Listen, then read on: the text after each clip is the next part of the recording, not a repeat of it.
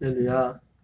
봉독해 드린 본문의 말씀을 중심으로 아버지의 마음이 있는 곳, 아버지의 마음이 있는 곳이라는 제목으로 하나님의 말씀을 전하도록 하겠습니다. 아주 오래전에 이름만 대면 웬만한 분들은 알만한 한국 교계의 유명한 목사님이 교역자 세미나에서 또 교역자 세미나뿐만 아니라 종종 하셨던 말씀 간증 중에 자기가 목회를 시작하면서 목회 철학이 하나가 있었다고 합니다. 그 목회를 철학의 하나가 됐던 중요한 경험이 하나 있었는데 그게 뭐냐면 신방을 하면서 목사님이 이제 가정 신방을 하다 보니까 신방 끝나고 나서 이제 교인들이 식사 대접을 할 거 아닙니까? 그래서 가정가정 이렇게 가다 보니까 처음엔 몰랐는데 가는 데마다 보니까 똑같은 반찬이 나오는 거예요. 그래서 신기하다. 이게 신기해가지고 처음에 이해가 안 됐어요. 왜 이렇게 똑같은 반찬이 이게 나올까? 나중에 알고 봤더니 왜 똑같은 반찬이 나왔을까요? 네? 이게 전에 신방한 그 신방한 가정이 있을까요? 그럼 그 다음 그 신방 받을 가정에서 전화를 하는 거예요. 목사님 젓가락이 어디 제일 많이 가대야. 젓가락이 제일 많이 가는 게 뭐예요? 목사님이 제일 좋아하는 거잖아요. 뭐가 제일 많이 가는데요? 젓가락이. 젓가락이 제일 많이 가는 것이. 그래가지고 물론 성경은 아니지만 이 목사님이 이거구나. 목회를 이렇게 해야 되는구나. 뭐냐면 목사도 하는 사람도 이 젓가락에 목사의 젓가락에 가는 곳에 신방 갈 때 교인들이 그 반찬을 젓가락에 많이 가는 거 어디가 보고 반찬을 준비했던 것처럼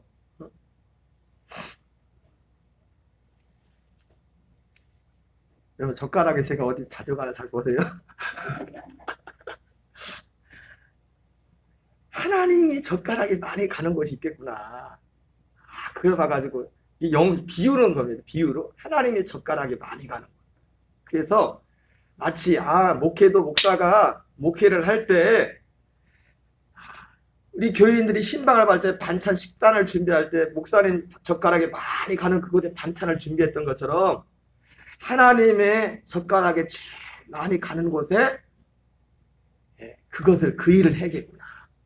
그래서 어쨌든 그분 나름대로 지금은 은퇴하셨지만 한국 교계에서 이름난 목사님이시고 교세로 하거나 여러 가지로 볼 때 큰 목회를 하시고 은퇴를 하셨습니다. 그래서 주로 그런 젓가락, 하나님의 젓가락이 돼가지고 이제 하나님의 젓가락에 사실 우리가 오늘 교동문도 읽었지만은 그런 겁니다. 보통 그분이 생각했던 하나님의 젓가락은 뭐냐면 하나님이 젓가락은 뭐냐면 하나님 가난한 자, 병든 자, 눌린 자, 소외된 자, 갇힌 자, 오늘 또 말씀에 우리 교동문에 나왔던 것처럼 하나님은 고아의 아버지시며 과부의 재판장이 되신다.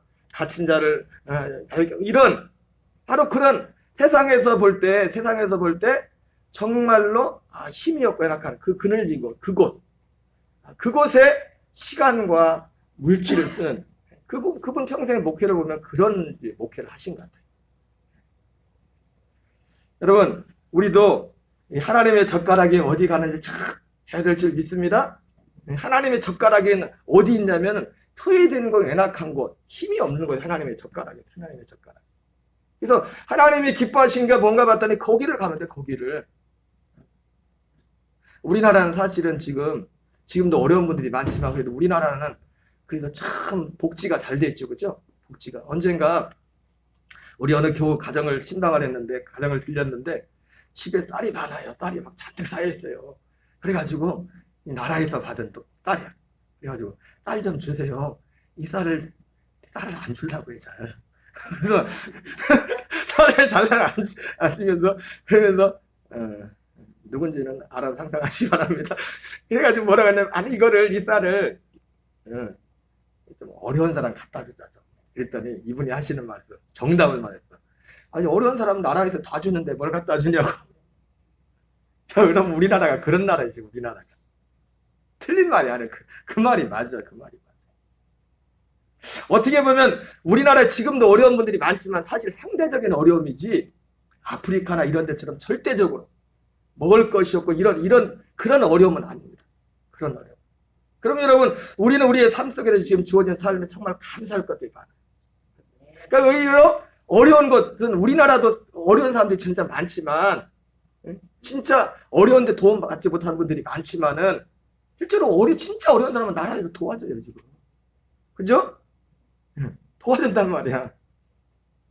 사실은 똑같은 돈과 똑같은 시간을 가지고도 우리는 이 나라에도 잘 투자하지만 사실 우리 외국을 잘 봐야 돼. 아프리카 특히 나 잘 안 가봤지만 저도 동남아시아도 힘들지만 아프리카가 진짜 유독 힘든 것 같아요.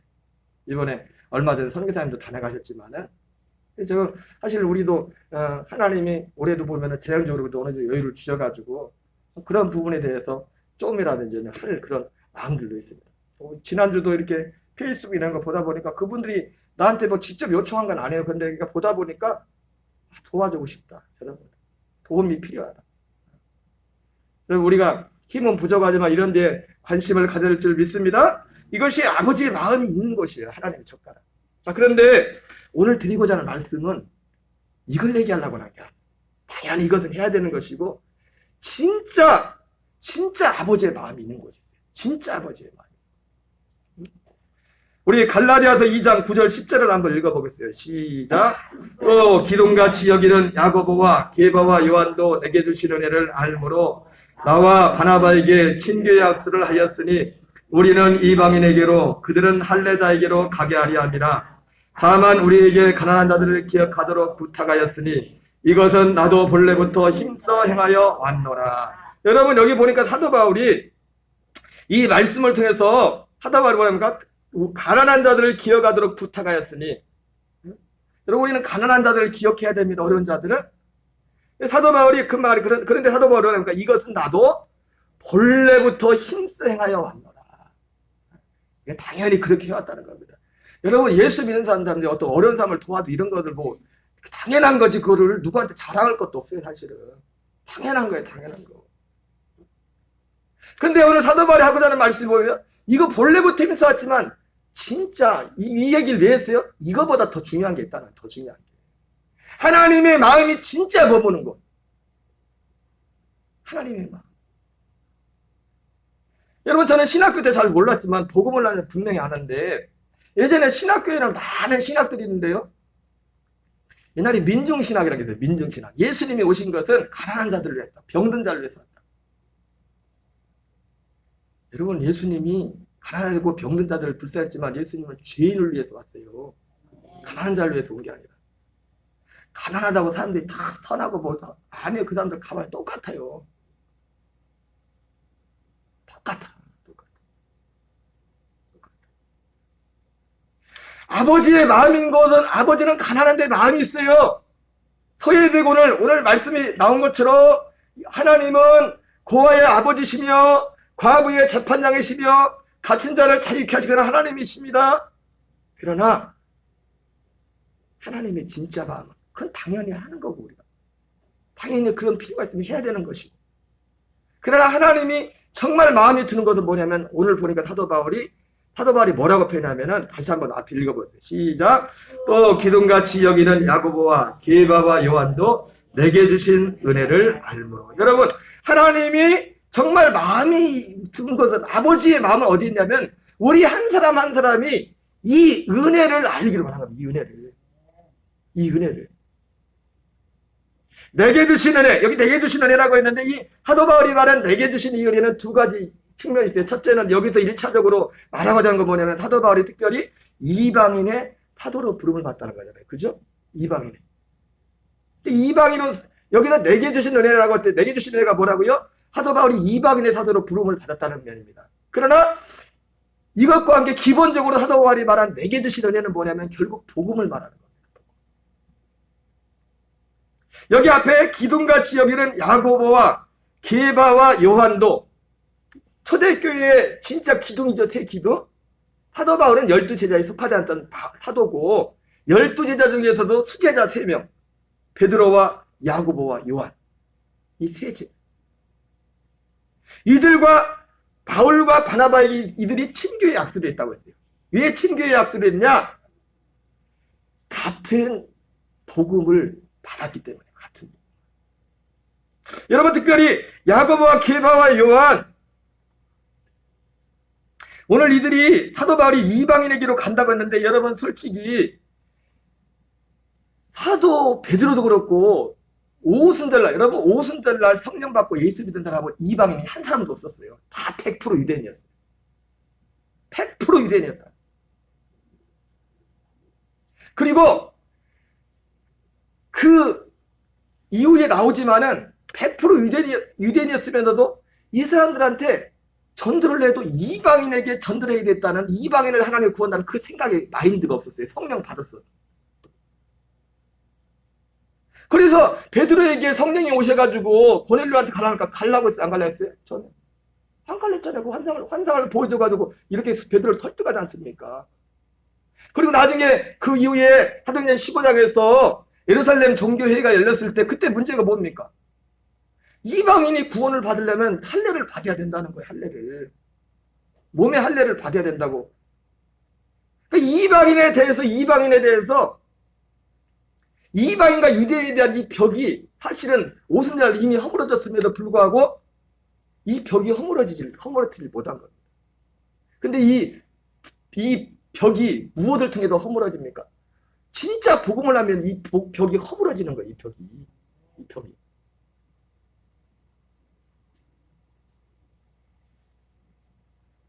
그래서 이 아버지의 마음, 그러니까 아버지의 마음은 어디 있냐면, 가난한 자들을 돌보는 것도 내가 항상 힘써왔지만 정말 하나님 아버지의 마음은 어디 있냐면, 한 사람 한 사람이 진짜 바울이 받았던 복음, 요한과 야고보와 지금 베드로가 받았던 그 복음, 그래서 친교 약속했잖아요. 나중에 사실 바울과 바나바가 안디옥교에서 그 1차 선교행을 마치고 안디옥에 들어왔을 때 유대인 사람들이 와가 딴지를 벌였지 않습니까? 니네 할례 받지 않으면 이방인들한테 와가지고, 안디옥교는 이방인 교회지 않습니까? 이방인 교회 와가지고 니네 할례 받지 않으면 구원 받지 못해, 할례 받아야 돼. 그래가지고 사람들을 보는데 바울과 바나바를 예루살렘으로 보냈단 말이에요. 그때 바울과 바나바는 어떤 생각인가? 할례 안 받아도 된다는 거죠. 근데 그것을 도와준 사람이 누구냐면 야고보와 베드로와 요한이 바울과 바나바 편을 들어준 겁니다. 자기들이, 베드로 같은 경우도 나도 옛날에 사실 그렇게 생각하고 있었는데, 그런 생각했었는데 하나님께서는 유대인뿐만 아니라 이방인, 유대인이 이방인이가 문제가 아니라 이 구원, 이 하나님의 약속은 뭐냐면 오직 창세전부터 약속되는 그 약속이라, 이 약속을 믿음으로 예수 그리스도와 함께 죽고 예수 그리스도와 사는 그 거듭남을 통해 누구든지 이 믿음을 가진 자는 하나님의 아들이 되고 거듭나는 거다. 한 사람이 되는 것이다. 이러한 복음을 말씀했던 것입니다. 여러분, 하나님 아버지의 마음은 바로 여기에 있습니다. 이 은혜라고 하는 것. 이 은혜는 다른 말로 말하면 복음을 말하는 거예요. 복음. 그렇기 때문에 하나님이 정말 바라보는 건 뭐냐면, 우리가 아까 말했던 가난한 자들, 어른들 바라는 것은 그냥 기본적인 것이고, 사실 그거는 예수 안 믿는 사람들도 힘쓰잖아요. 그래, 안 그래요? 예수님 안 믿는 분들 중에 더 힘쓰는 분들이 계세요. 어떤 면에서 보면은.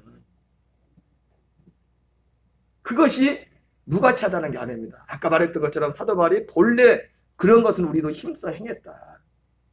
그러나 하나님이 정말 원하는 것, 정말 마음을 두고 있는 하나님의 젓가락은 어디 있냐면, 바로 우리가 하나님의 이 복음을 받아, 이 은혜, 사도 바울이 말하는 그 은혜, 다른 은혜가 아니라 그 은혜. 여러분, 설교 끝나고 와서 성도님들이 목사님들한테 은혜 받았다고, 은혜 받았다는 말을 많이 하는데, 그게 뭔 얘기인지 아세요? 은혜 받았다는 얘기가? 저는 그렇게 들어요. 진짜 은혜 받은지 안 받은지 그게 문제가 아니라 내 생각하고 똑같네. 이거요. 예? 100%는 아니지만 그러죠? 언제가 은혜가 안 돼? 저건 아닌데 하면 은혜가 안 된단 말이에요. 병동 집사님. 그러지 마셔. 예? 내가 틀린 소리 하는 거 아닙니까?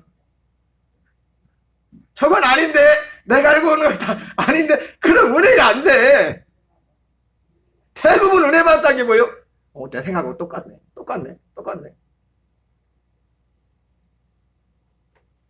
여러분, 거기 은혜 받으면 안 돼요. 내 생각하고 똑같다고 은혜 받으면 안 돼요.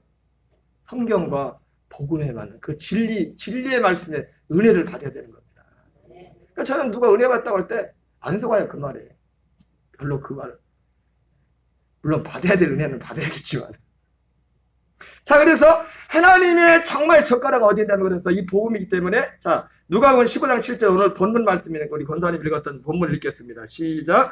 내가 너희에게 이르노니 이와 같이 죄인 한 사람이 회개하면 하늘에서 회개하는 그는 의인 99으로 말미암아 기뻐하는 것보다 더하리라. 다 그래서 하나님의 진짜 젓가락, 하나님의 진짜 마음, 아버지의 마음은 어디 있냐면 죄인 한 사람이 회개하는데 그렇게 소중한 거예요. 왜? 아버지의 마음은 다 거기에 있기 때문에. 죄인 한 사람이 회개할 때 하나님의 모든 관심은 거기에 있어요. 모든 관심. 누가복음 15장에는 잃은 양, 이 첫 번째는 잃어버린 양을 찾은 거하고 두 번째 나오는 말씀은 잃어버린 대적하만을 찾은 그 비유를 들면서 말씀하고 마지막에는 돌아온 탕자 얘기를 하지 않습니까? 다 이런 이유 때문에 하는 겁니다. 이런 이유. 누가복음 15장 10절 읽겠어요. 시작. 내가 너에게 이르노니 이와 같이 죄인 한 사람이 회개하면 하나님의 사자들 앞에서 기쁨이 되느니라. 하나님의 마음이 하나님의 젓가락이 어디를 간다고요? 하나님의 젓가락은 어디에 있다고요? 진짜 하나님의 젓가락은 죄인 한 사람이 회개하는 데. 죄인 한 사람이 회개하는 데 있어요. 내가 얼마나 선한 일을 하냐 그거 이전에 나를 향한 하나님의 최고의 관심이 뭔지 아십니까? 정말 네가 회개했냐. 내가 회개한 사람이니까. 거기에 하나님의 최고의 관심이 있는 것입니다. 자, 그러면 지난번에 살펴봤지만 회개가 뭐예요? 회개가 회개하라는 거예요. 뭐가 죄고 뭐가 회개예요? 우리 마태복음 11장 25절 27절 읽겠습니다. 시작. 그때 예수께서 대답하여 이르시되 천지의 주제이신 아버지여 이것을 지혜롭고 슬기는 자들에게는 숨기시고 어린아이들에게 나타내심을 감사하이다. 옳소이다. 이렇게 된 것이 아버지의 뜻이니이다. 내 아버지께서 모든 것을 내게 주셨으니 아버지는 아들을 아는 자가 없고 또 아들과 아들의 소원대로 계시를 받는 자에는 아버지를 아는 자가 없느니라. 여러분, 회개, 이와 같이 죄인 한 사람이 회개하면 이렇게 말씀하고 있는데 그럼 뭘 회개해야 되냐 이거 뭐를. 죄가 뭐냐 이거야. 죄가 뭐냐면 결론적으로 말하면 아들의 소원대로 주어지는 그 계시에 대해서 무관심하고 그것을 믿지 않는 게 그게 죄예요. 그게 뭐예요? 복음입니다. 아들의 소원대로 계시를 받는 자예요. 여러분 누구만 하나님을 아느냐? 여러분 이렇게 내가 하나님을 안다 할지라도 여러분이 복음을 정확히 알지 못하면 복음에 에나바자 안 했으면 하나님을 아는 게 아니에요. 예수님이 직접 말씀하기를 하나님을 온전히 아는 게 아니라. 누구만 아버지를 아는 거래요? 아들과 아들 예수님과 아들의 소원대로 계시를 받는 자만 아버지를 안다. 그러면 아들의 소원대로 받는 그 계시가 뭐예요? 복음입니다. 제가 지난번에도 말씀드렸 뒤에 나오잖아요. 이 말씀하면서 복음을 얘기하잖아요. 수고하고 무거운 짐진 자가 다 내게로 내가 너희를 쉬게 하리라. 물론 그 자체만 가지고는 복음이 뭔지 몰라. 왜냐면 복음서 자체는 이걸 그냥 어떤 기본적인 특성만 넘어갔지 그 액면 내용을 자세히 말하지 않았어요. 말해도 뭔 얘기인지 모르니까. 요한복음 16장 8절 9절을 같이 읽겠습니다. 시작. 그가 와서 죄에 대하여 의에 대하여 심판의 세상을 책망하시리라. 죄의 대람은 그리나를 믿지 아니하며. 예, 맞아요. 죄가 뭡니까? 나를 믿지 않는다는 겁니다. 그러니까 예수님을 믿는다고 할 때 근데 왜 나를 믿지 않는다는 게 뭐예요? 뭘 안 믿는 겁니까? 예수님이 행하신 어떤 그런 일반적인 것도 물론이거니와 기본적인 건 당연한 것이고 아들의 소원대로 주는 이 계시 이것을 믿지 않는다는 겁니다. 그 복음을 믿지 않는 거예요. 복음에 대해서 무관심하다는 거예요. 복음에 대해서. 복음 진리에 대해서 무관심하다.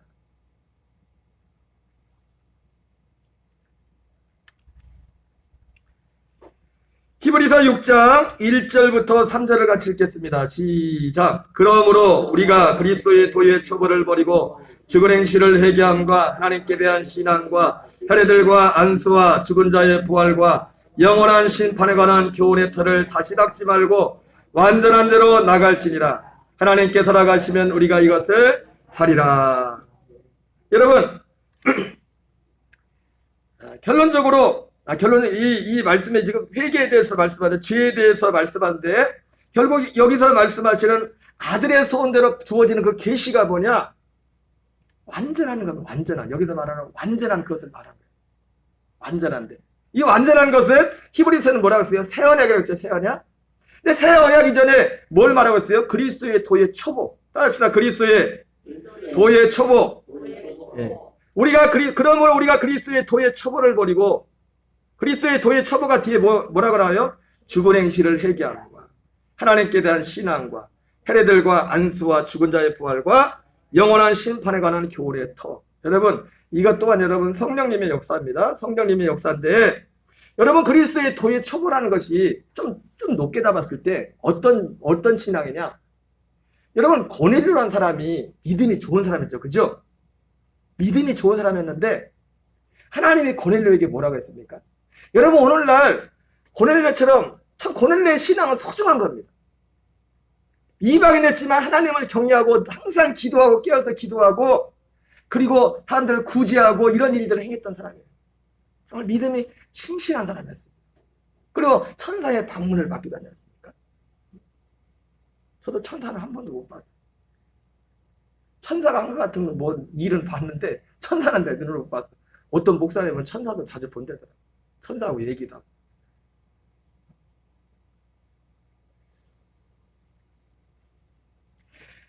그리스도의 도의 초보라는 거 뭐냐면 어느 정도냐면 고넬료와 그 가정 사람들 같은 그 정도의 믿음까지도 그리스도의 도의 초보예요. 근데 그 고넬료를 향해서 바울이 뭐라고 합니까? 아니 하나님 성령 천사가 뭐라 합니까? 베드로를 불러와라. 베드로를 초청해라. 오늘 하나님이 모든 사람들에게 나름 신실하다고 생각하는 모든 오늘날 예수 믿는 분들한테 뭐라면 베드로를 초청하라는 겁니다.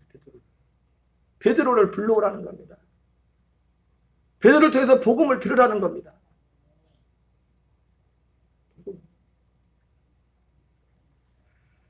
하나님께서 나가시면 우리가 이것을 하리라. 하나님께서 나가시면.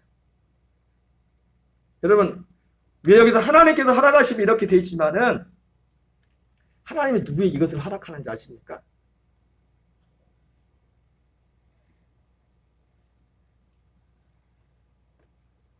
마태복음 11장에 나오는 가브나움 고라신 벳사다에서 하나님의 능력을 많이 베푸셨죠. 그죠? 근데 하나님이 그들에게 이것을 허락하지 않았어. 왜? 원하지 않았어. 별로 관심이 없었어. 하나님이 그렇게 능력을 많이 행했는데도 그들이 회개하지 않았다는 겁니다. 여러분 여기서 말하는 회개의 마지막 끝은 뭐냐면 하나님이 이와 같이 죄인한 사람이 회개하면 여러분 물론 여기서 말하는 회개는 두 가지 면이 있어요. 마틴 루터 같은 경우는 그래서 두 가지 회개를 뭐라면 좀 어려운 말이지만은 율법적인 회개, 복음적인 회개를 이렇게 나눴어요. 율법적인 회개는 쉽게 말해서 뭐예요? 교회 안 다닌 다음에 교회 나오는 겁니다. 주일은 죽어도 성수하고 이제 어떤 것들 다 지키는 거예요. 하나님을 기쁘시게 하려고 하고 선행하고 이런 일들을 하는 거예요. 이걸 율법적인 회개라고. 천국도 믿고 지옥도 믿고 하나님도 두려워할 줄 알고 사람을 소중히 여길 줄 알고.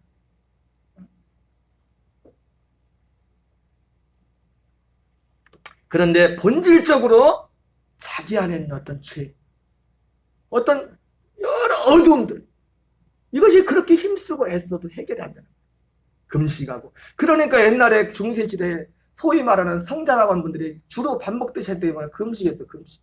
그렇게. 그래서 금식할 때는 뭐가 좀 되는 것 같은데. 말짱 돌아먹고 뒤로 가면 또 그렇고. 우리 지난번 들었던 이상관 목사님 간증처럼 왜 2, 3일 금식할 때는 좀 되는 것 같다가 그래서 맨날 굶고 살 수도 없잖아요. 그렇다고 굶는다고 딴 생각 안 듭니까? 굶을 때가 돼. 딴 생각도 더 들어 어떨 때고. 먹을 것도 생각도 많이 나고.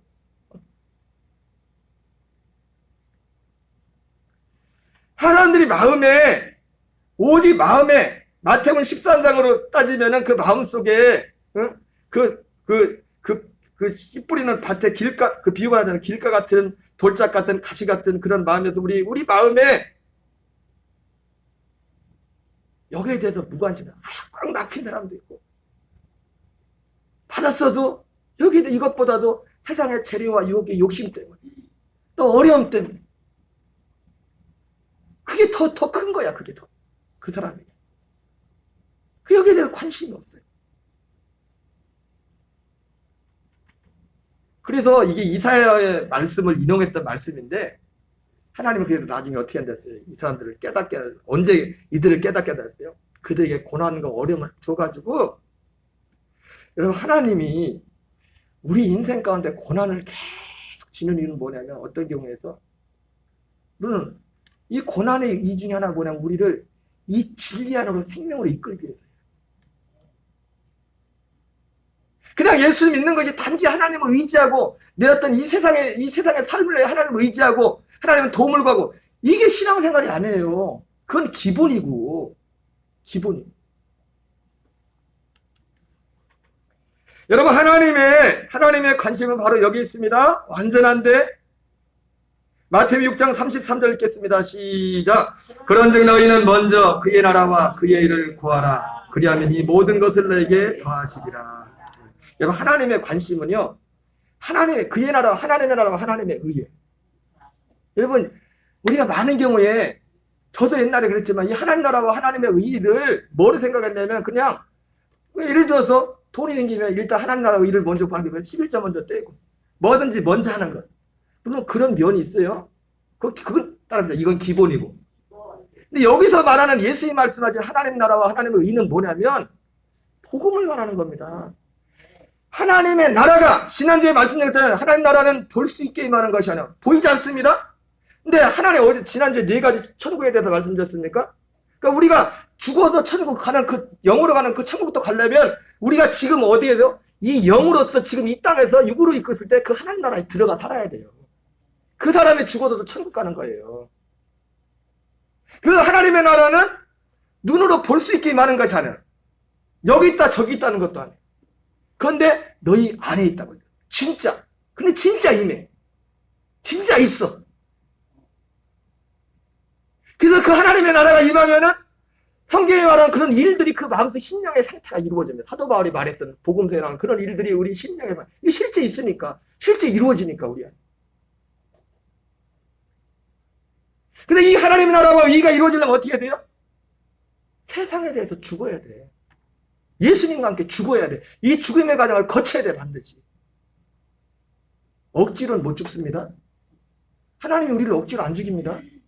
내가 정말 네가 선택을 하라는 겁니다. 내가 정말 죽기를 선택을 하라는 거야.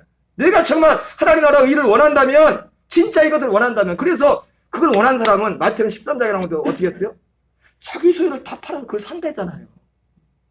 죄를 끊고 진짜 하나님 나라의 의를 원하는 사람은 어둠을 끊고 내 힘으로 끊을 수 없어요. 그래서 끊을 수 있도록 하신 약속이 복음이란 말이에요. 예수님의 죽으심과 부활에 연합하는 그 믿음을 통해서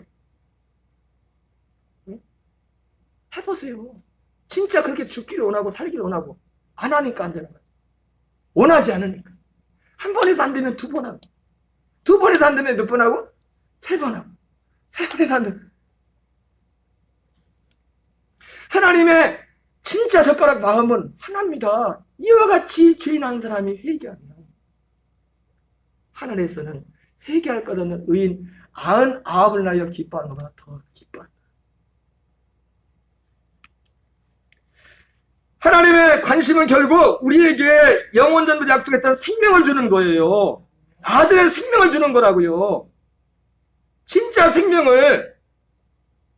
그 생명 안에 하나님 나라가 있고 그 생명 안에 하나님의 일들이 일어난 겁니다. 그 생명 안에서 왕노릇하는, 그 생명 안에서 사랑과 이락과 화평과 이런 죄를 이기는 능력이 그 생명 안에 있는 거예요. 그 생명이 죄를 이기는 거예요. 요한복음 20장 30절 31절 읽겠습니다. 시작.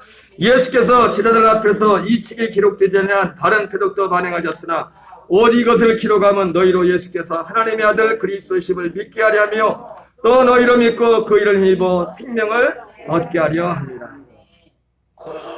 여러분, 오직 복음은 뭐냐면 이 생명만이 복음이에요. 예수님이 많은 표적을 행했지만, 그러나 오늘날 사람들이 예수 믿는 사람들도 어디에만 관심이 많아요? 뭐 능력을 행했다, 뭐 봤다, 뭐 그런 데만, 거기에만 막. 그건 언제까지 중요한 거예요? 언제까지 필요한 거냐? 생명 안에 오기 전까지 그게 필요한 거예요. 물론 생명 안에 와도 그럴 일이 있을 수 있지만 그게 중요한 게 아니에요. 오직 이 생명, 제가 아까 민중신학 얘기를 말씀드렸는데, 제가 자주 말씀드리는 군산에 계신 제 선배 목사님이 참 제가 감사한 게, 제가 몇 년 전에 감리사를 했는데 감리사 하면서 건진 게 하나 있다면 그 목사님을 만난 거예요. 같이 감리사를 하면서. 이제 그분을 멀리서만 지켜봤을지 잘 몰랐었거든요. 그 목사님이 원래 신학교 다닐 때는 민중신학을 했더라고요.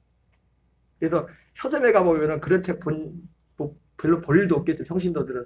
감리교 그 신학 교수 중에서 안병무 박사라고 감신대 그 박사였는데, 감신대가 주로 그런 경향이 많아요. 민중신학, 이런 자유주의 신학. 갈릴리의 사람들 뭐 그 해가지고 그런, 이 목사님도 거기에 심취해 있었나 봐요. 그래서 목회 현장에 나와 보니까, 그러니까 가난한, 아까 말했던 것처럼 가난한 자들, 어려운 자들, 이런 사람들이 이렇게 돌보는, 이런 육신을 돌보는. 근데 목회 현장에 와서 한 1년 해보니까 딱 벌써 결론 나더래. 이건 목회가 아니다. 목회가 이게 하는 게 아니구나. 그래가지고 이제 십자가 복음을 전하고, 그리고 이제는 어쩌다 기도도 많이 하고 하면서 이 목사님이 어쨌든 어느 기회에 목회하면서 또 열심히 목회를 했나 봅니다. 기도도 하고. 우리가 전에 전하던 말씀처럼 그런 말씀을 전하고, 또 어느 뭐 본인에겐 겸손한 말씀이죠. 자기는 기도는 많이 안 했는데 어떤 목사님의 책을 한 2년 동안 막 팠대요. 설교지. 능력 만행하시는 목사님. 그랬더니 언제부터 한 2년 그거 하고 나니까 그때부터 막 영이 열리더래. 능력이 나타나고, 어제 말씀드린 것처럼 죽은 사람 살린 거 빼고는, 죽은 사람은 살려본 적 없고 빼고는 기적이라는 기적을 다. 그런데 문제는 뭐냐? 그래서 뭔가 답답한 거예요. 뭔가 답답한 거예요. 정지가 안 보이죠. 그래서 지금 주로 이 복음 전하는 목사님들 보니까 저는 그런 과정이 없었는데 중간에 목회를 다 그만두려고 했었더만. 당시에 그 목사님도 그렇고 우리 선배 목사님도 능력도 나타나고 그렇게 기적이 나타나는데 사람들이 예수 믿는 사람들 같지가 않은 거예요. 제가 말씀드렸죠. 김장하다가 삐져가지고 교회 안 나오고 싸워가지고. 김장의 마귀의 이 귀신의 역사가 엄청 역사예요. 김장을 하지 마요. 김장을 교회에서 김장하려면 진짜 예수님과 함께 죽은 사람들만 김장을 해야 돼. 뭐래서. 그래도 어쨌든 그 과정을 간단하게 했지만 이 목사님은 진짜 목회를 그만두려고 감리사 2002년 동안 2005년도에 지방 감리사님을 모셔놓고, 이제 내일 감리사님 모셔놓고 이제는 그 구역회, 우리 감리교에서는 구역회라고 하는데, 구역회 하면 딱 도장 찍으면 자기 후배 목사인데 담임자가 딱 넘어가는 거예요. 내일 구역회를 하는 전날 그 밤에 하나님이 찾아오신 거예요. 안목이야 이런 게 아니라 성령으로 말씀으로 찾아온 거예요. 말씀으로. 성경을 통해서, 베드로서와 에베소를 통해서 이 복음을 열어요. 이 생명의 복음을 열어주는 거예요. 그래서 목회를 그만두려고 하다가 이제 내가 목회할 이유가 생겼. 남들이 볼 때는요, 그때 당시도 그 목사님도 큰 교회 났지만 성공적인 목회를 했단 말이에요. 그 능력도 행하고. 다는 안 들어봤지만 그 목사의 교회에서 일어났던 일 들어보니까 나는 그러면 우리 교회에서 별로 그런 일이 없었어. 엄청난 역사들이 많아요. 근데도 목회를 그만두려고 했어요. 이 생명이 열리잖아. 이 생명이 열리잖아. 여러분, 주님이 오신 것은요, 우리에게 생명을 줘서 그 생명 안에 살도록 하기 위해서. 요한복음 10장 10절 같이 읽겠어요. 시작. 도둑이 오는 것은 도둑질하고 죽이고 멸망시키는 것뿐이요, 내가 온 것은 양으로 생명을 얻게 하고 더 풍성히 얻게 하려는 것이라. 오신 것은 이것을 위하셨어요. 생명을 얻게. 근데 이 생명이 얻는 게 뭔지, 생명의 실체가 뭔지를 이 목사님도 사실 고민 많이 했대요. 그래서 여러분, 거듭남에 대해서도 여러분이 어떻게 생각하는지 모르겠지만 제가 거듭남에 대해서도 몇 번 설교했잖아요. 거듭남이 뭔지. 저는 거듭남이 막연히 그냥 예수 믿는 게 거듭나는 건 줄 알았어요. 저도. 근데 뚜껑을 열어보니까 거듭남은 너무나 구체적이잖아요. 영원전부터 하나님 약속했던 그 약속이 우리에게 이루어지고, 진짜 아들의 그 생명과 내 생명이 하나가 되는 그 역사가 거듭나는 거잖아요. 성령 역사로. 옛사람이 죽어 장사 지내고 하나님의 아들의 생명으로 태어나는 거잖아요. 새로운 성품으로. 근데 이 목사님도 보면은 과정에 이런 것들이 궁금해가지고 큰 교회 목사님들, 선배 목사님 찾아가서 물어봐도 말을 안 해주더래. 알아야지 그 목사님들도 정확히. 그냥 우리가 지금까지 들었던 그것만 생각했지. 이 생명의 실체가 뭔지. 말을 안 해주는 겁니다. 그분들이 나빠서 그런 게 아니라 그냥 우리가 그렇게 들어온 거 그런 데로 그냥 신앙생활을 한 겁니다. 그걸 가지고. 물론 그것이 다 잘못된 거냐 그거 아닙니다. 그 과정을 거쳐서 여기로 오는 거예요. 마치 우리가 성소에 들어가려면 번제단을 반드시 통과해야 되는 것처럼 그 과정을 겪어야 되는데 우리는 지금까지 번제단만 바라보고 있었다고. 번제단이 뭡니까? 십자가잖아요? 근데 십자가 바라보는 것도 뭐만 바라봐? 예수님 날 위해 죽었대. 죽은 거 진짜 믿지도 않으면서. 번제단은 예수님이 날 위해 죽음만 믿는 게 아니라 내가 죽어야 되는 곳이에요. 내 옛사람을 장사 지내야 된다고. 근데 옛사람을 장사 지내는 것도 뭐예요? 내가 선택이요. 내가 죽기 싫으면 안 죽는 거예요. 내가 죽기 싫어. 내가 그래도 요즘 새벽마다 하는 말씀 있죠? 이 복음은 오토가 아니라 수동이라고. 뭐라고요? 수동. 내가 선택해야 돼. 주님이 내게 이 모든 풍성을 다 약속했을지라도 내가 선택해야 된다. 그래서 계시록 3장 20절에 내가 문 밖에서 두드리노니. 여러분 그 얘기를 불신자한테 한 거예요? 교회한테 한 거잖아요.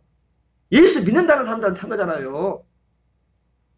내가 문 밖에서 두드리노니 누구든지 내 음성을 듣고 문을 열면 내가 되게 들어가겠다. 선택하라 이거 선택하라 이거.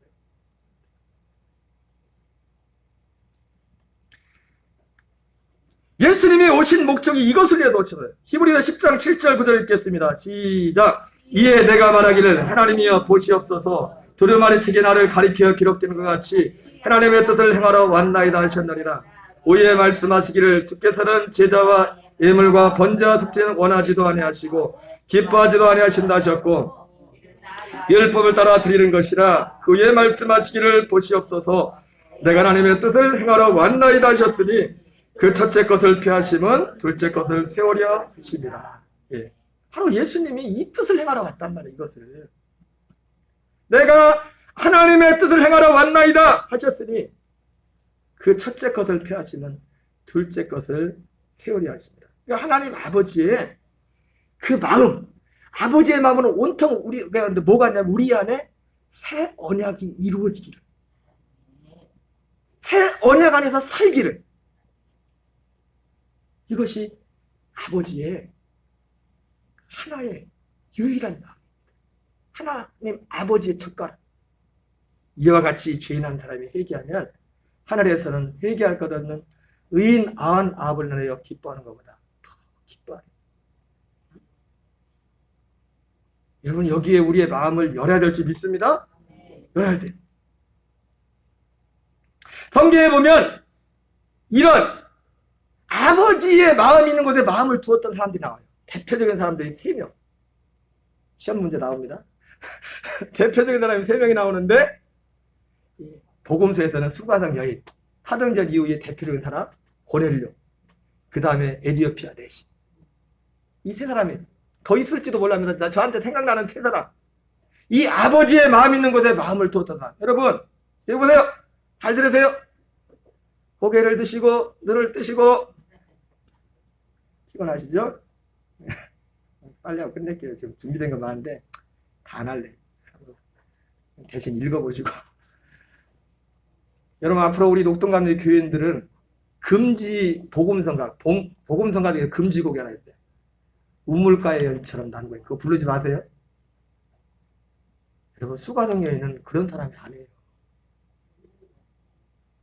수가성 여인은 정말 경건한 사람이었어요. 그래서 예수님이 이 약속을 기다리는 수가성 여인 예수님 일부러 찾아간 거란 말이에요. 거의 길 가지도 않는데.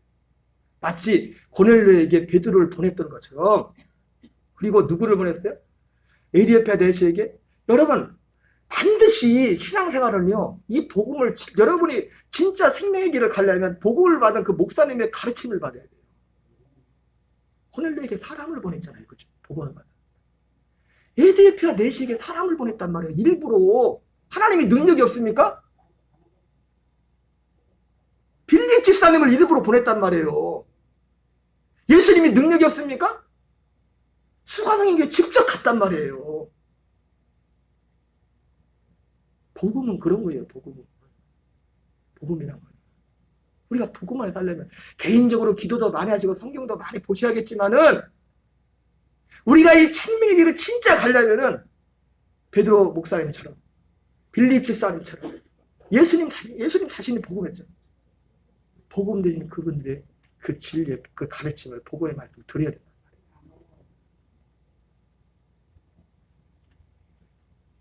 수가성 여인이 그런 여자가 아니에요. 수가성 여인.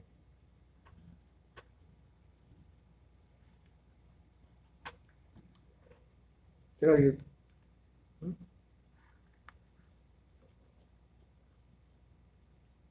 이거 하면 시간이 너무 많이 지나요. 그냥 보기만 하겠어요. 요한복음 4장 14절 15절. 수가성 여인이 그런 물을 내게 주사 영생아. 요한복음 4장 16절 19절. 나는 남편이 없나이다. 남편대로 와. 그러니까 뭐예요? 나는 남편이 없나이다.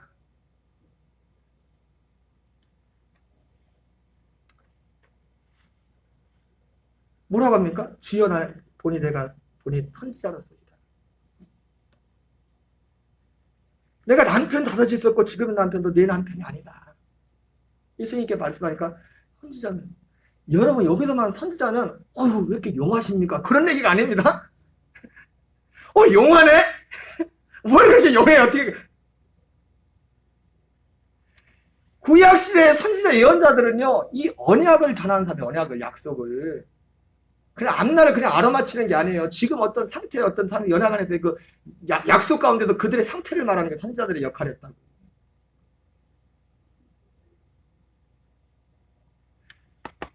어떻게 알았어요? 여러분 이 수가성 여인이요. 저도 그 사마리아 지역에 갔지만 사마리아 뒤에도 나오지만 나중에 수가성 여인이 그러잖아요. 예수님 우리는 우리 조상들은 조상 쪽부터 여기서 이 산에서 그 그리심산이에요. 그 산이 지금 세겜이라는 곳에 가면은 거기 세겜 맞죠? 이름이 나벌러스인가 뭐 이름이 요즘 이름이 있는데 그 세겜이라는 곳에 가면은 그리심산과 예발산 있잖아요. 이 사마리아 사람들이 그리심산에서 제사를 드린다. 그리심산을 그 사람들은 그 그리심산을 사마리아 사람들은 그거를 에덴 동산이라고. 그 예루살렘을 인정하잖아. 어떻게 그런데도 어쨌든 그들은 거기서 예배를 드리면서 근데 모세 오경을 믿었어요. 모세 오경. 그 모세 오경을 믿어가지고 그 사람들은 모세 오경만 성경으로 인정해 지금. 여러분 사실은 구약 성경에서 진짜 성경은 모세 오경이에요. 나머지는 거기서 파생됐던 이야기들이지. 하나님이 주신 말씀은 모세 오경이에요. 그 모세 오경이 누구에 대해서 말합니까? 메시아에 대해서 그리스도에 대해서 말하는 거예요. 그리고 여러분 모세 오경을 지키는 지역에서 어떻게 한 여자가 남자 5, 6도 맞아 죽으려고 그 전에 벌써 죽어요. 그렇게 할 수가 없다고요. 그리고 여기서 나오는 성경에 나오는 6시라고 6시. 여기 성경 번역마다 다 다른데 6시에 예수님이 수가성에 이르렀거든요. 이 6시가 마태복음, 마가복음, 누가복음에 나오는 시간은 개념하고 틀려요. 마태, 마가, 누가복음에 나오는 성경의 시간은요. 거기다 플러스 6을 해야 돼요. 히브리식 시간이라고. 요한복음은 로마식이에요. 그냥 우리하고 시간이 똑같다고. 저녁 6시요. 새벽 6시에 가는 일은 없었을 것이고. 저녁 6시, 오후 6시가 그 지역 사람들이 물 들어오는 시간이에요.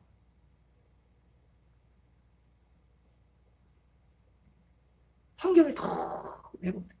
그러니까 여러분 사마리아 그 누님이 얼마나 억울하겠어요. 맨날 저런 불쌍한 사람. 왜 남편이 6시 다녔습니까? 모세 율법을 지키기 위해서 진짜 현실이 일어났어요. 어떤 사두개인 부활을 믿지 않은 사두개인이 예수님께서 물어보잖아요. 예수님 어떤 형제한테 남편이 있었는데 다 죽어가지고 6이 있었는데 거긴 7인가? 더 많지 않냐? 7인가 있었는데 그건 진짜 일어난 일이 아니에요. 예를 든 거예요. 예를 들었는데 남편이 하는데 죽어가지고 그 죽으면 어떻게 해요? 그 모세 그 계대 제도라고 그 고엘 제도라고 해서 첫째가 이제 남자하고 여자가 결혼했는데 죽으면 씨를 잇기 위해서 둘째 도련님하고 결혼을 해야 돼. 근데 도련님도 또 죽었네? 그럼 누가 결혼해야 돼요? 셋째. 여러분들도 그런 데 살고 싶어요? 되게 좋아하시는 거 같네. 그런 일이 사실은 성경에 창세기 38장에 나오잖아요. 다말이 그런 여자예요. 다말이. 윤리 도덕적으로 하면 말도 안 되는 겁니다. 여러분 절대 예수 처음 믿는 사람들 거기 읽으라면 안 돼. 시험 들어. 시아버지하고 관계를 하잖아요. 시아버지하고. 이 윤리 도덕적으로 말이 돼요? 왜 시아버지하고 결혼 관계를 했어요? 셋째 도련님을 안 주니까. 첫째 자기 남편하고 결혼했는데 첫째가 죽어가지고 둘째하고 결혼했더니 둘째는 기분 나쁜 거예요. 왜? 어차피 나봤자 내가 씨를 져봤자 형님 이름으로 이을 건데 기분 나빠가지고 땅에다가 설정을 해버렸어. 하나님 죽여버렸어. 그래가지고 근데 가만히 보니까 유다가 보니까 어때요? 야 이러다가 자식들 다 죽게 생겼다.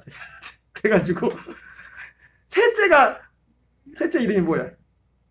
동동집사님? 갑자기 물어보니 있어요. 셀란가. 잘하는데 안 주는 거예요. 왜? 쟤도 죽을까봐. 이 다말은 셋째 도련님 이제 셋째 도련님으로 면 셋째인데 이제 자식을 낳으면 셋째인데 둘째 도련님하고 저 해서 아기를 낳아야 되는데 씨를 이어야 되는데 안 주는 거예요. 그래야 어떻게 합니까? 다말이 변장을 하지 않습니까? 화장을 립스틱 짙게 바르고 그래서 이제는 변장을 해가지고 안 그래도 시아버지가 시어머니 돌아가셔서 혼자 돼가지고 쓸쓸할 텐데 해가지고 그걸 욕해가지고 그래서 자식을 낳잖아요. 나중에 배가 이렇게 되니까 어떻게 해요? 불태워 죽이라고 하니까 그때 증표로 죽이했거든. 도장을 자기 현찰이 없어가지고 외상으로 이 아버지가 유다가 희한해. 유다가 그런 사람입니다. 참 믿음의 조상이 우리가 유다라는 사람이 치사한 사람이 외상을 했단 말이에요. 그것도 외상을 하면서 이 표시로 딱 이거 주면서 나중에 이거 갖고 오면 내가 현찰 줄게. 이거 갖고 와. 그래가지고 근데 아무리 시간이 지나도 안 오는 겁니다. 돈을 화제를 받으러 와야 될 사람이. 그래가 가서 물어봐요 사람들한테. 야, 여기 아마 이런 일이 있었는데 그런 사람 없냐 했더니 이 마을에는 기생이 없다. 가만히 시간 지나다 보니까 자기 며느리가 혼자 사는데 배가 불러오는 거예요. 그래가지고 어떻게 해? 그러다가 불살라 죽이려니까 그때 보여준 겁니다. 이 주인 새끼입니다. 이 주인 새끼. 그러니까 뭐라고 해요? 유다가 네가 옳다. 내가 이래가지고 안 주니까 네가 그렇게 했구나. 다말은 믿음의 여자예요. 믿음의 여자. 여러분 시아버지하고 관계하고 싶겠어요? 예? 여러분 같으면 시아버지하고 관계하고 싶겠냐고.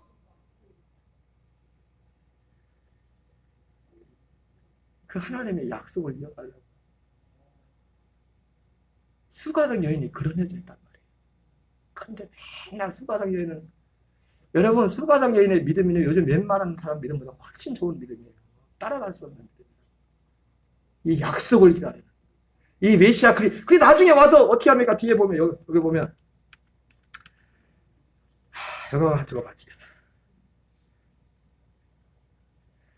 4장 25절 26절 한번 보세요. 요한복음 4장 25절 26절 같이 읽습니다. 시작. 여자가 이르되 메시아 곧 그리스도라는 이가 오실 줄을 내가 아노니 그가 오시면 모든 것을 우리에게 알려주시리이다. 자, 넘어가세요. 요한복음 4장 28절 30절 있습니다. 시작. 여자가 물동이를 버려두고 동네로 들어가서 사람들에게 이르되 내가 한 모든 일을 내게 말한 사람을 와서 보라. 이는 그리스도가 아니냐 하니 그들이 동네에서 나와 예수께로 오더라. 이는 그리스도가 아니냐. 그리스도는 걸 어떻게 합니까? 어떻게 알아 이 사람이? 그것을 기다리고 있었기 때문에 아는 겁니다. 그리고 생각해 보세요. 여러분 진짜 여러분이 생각하는 것처럼 이 수가성인이 그런 여자였다면 사람들이 와서 보라면 그 여자 말 듣겠어요 여러분은? 제 돈을 또 미친 짓 하네 또 뭔 헛소리 하고 있어. 듣겠냐고요 그 사람 말을.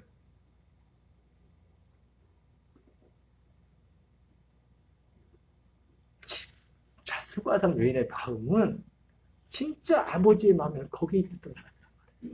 거기에 그 마음. 그래서 진짜 보석 같은 말씀을 다 예수님이 그 여자한테 쏟아내잖아요. 말도 여러분 보세요. 제가 설교를 하지만요. 어떤 때 입이 싹 닫힐 때가 있어요. 왜? 듣는 사람이 들을 줄 말씀이 안 나가요. 말씀이. 속에서 안 나간다고. 여러분들이 예배 찾아나면 좋은데 어쩌다 예배 나면 내가 굉장히 부담돼요. 말씀 나가는 게. 예? 굉장히 어색하다고. 이 여자아이가 들을만 하니까 예수님이 그 말씀을 하신 거예요. 다 지금 나온 말씀. 그 믿음이 돼 있기 때문에. 여러분, 우리 정말 아버지의 마음이 있는 곳에 우리의 마음을 두시기 바랍니다. 그 예배를 더 소중히 여기고. 진짜 여러분이 다뤘던 신앙생활에 중요한 것들이 많지만 이 복음의 말씀을 듣는 것보다 더 우선된 건 없어요. 예배 드린 것보다. 우리 복음성가 오늘 이 찬양을 이걸 대신하겠어요. 여기 나와 있는 거랑 같이 한번 부르겠어요. 아버지 당신의 마음 있는 곳에. 헌금 의원은 이거 하실 때 하시고요. 우리 이 찬양 같이 하겠습니다. 안 나와요? 같이 따라서 하겠습니다. 소리가 좀 작습니다. 여러분들 크게 하셔야 돼요.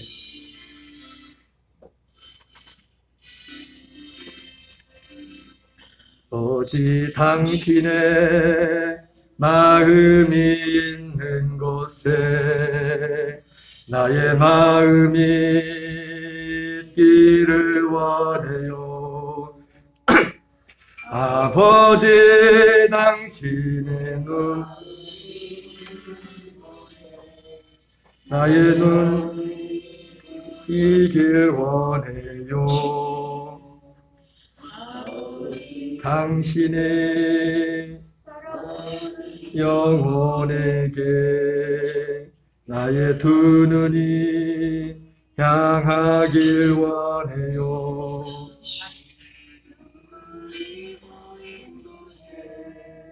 나의 눈물이 고이길 원해요. 아버지 당신이 바라보는 영혼에게 나의 두 눈이 향하길 원해요. 아버지 당신이 있는 어두운 땅에 나의 두 발에 향하길 원해요.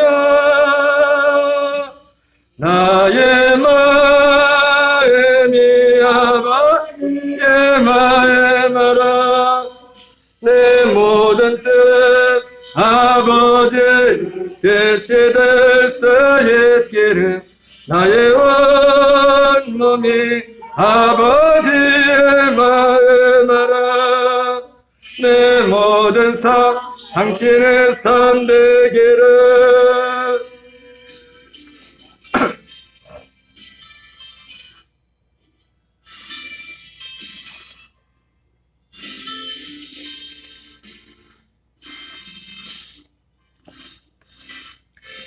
아버지 당신의 마음이 있는 곳에 나의 마음이 있기를 원해요.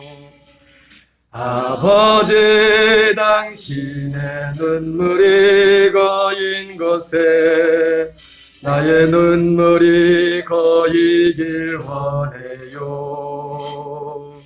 아버지 당신이 바라보는 영혼에게 나의 두 눈이 향하길 원해요.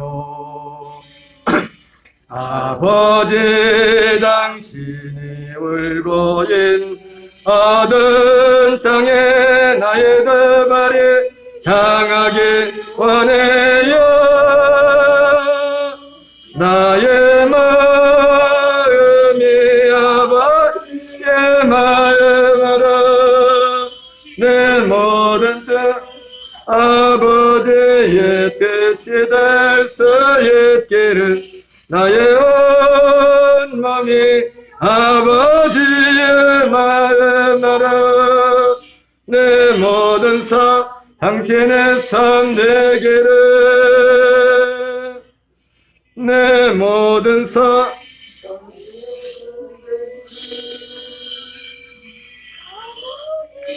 마음아라 모든 뜻 아버지의 뜻이 될 수 있기를 나의 온 몸이 아버지의 마음 알아 내 모든 삶 당신의 삶 되기를. 아멘. 기도하겠습니다. 여러분, 하나님 아버지의 마음은요, 하나님의 아버지의 최고의 마음은 어디에 있냐면 결론적으로 저와 여러분의 마음에 있어요. 우리 마음에 정말 새 언약을 이루어서 이 새 언약을 이룬 자만이 사망이나 생명이나 높은 어떤 피조물이라도 우리를 그리스도에서 하나님의 상에서 끌어내릴 수 없다는 거예요. 어떤 상황에서도 하나님과 임만을 진짜 임만을 그 은혜를 누리고 이 땅에서 정말 하나님 나라를 천국에 살게 된다는 거예요. 아버지의 마음은 거기에 있어요. 그리고 진짜 그 마음이 이루어진 사람은요, 관심이 또 그거밖에 없어. 그 사람들을 향해 바라볼 때. 그렇게 되길 원해요. 오직 복음으로만 이것은 가능한 겁니다. 복음의 약속으로.